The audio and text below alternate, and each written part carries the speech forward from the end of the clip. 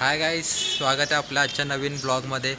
तर आजचा ब्लॉग आपला गणपती बाप्पावर होणार आहे. स्लेटर रोडच्या राजाचं आज आगमन आहे, म्हणजे दुपारीच आगमन चालू झालं. तर आता आपण चाललो आहे संध्याकाळी ग्रँड रोडलाच. तर आता मावशी वगैरे पण येते, आपण डायरेक्ट तिथंच जाऊन भेटू. आता आपण निघालो आहे, तर भेटू पुढे जाऊन.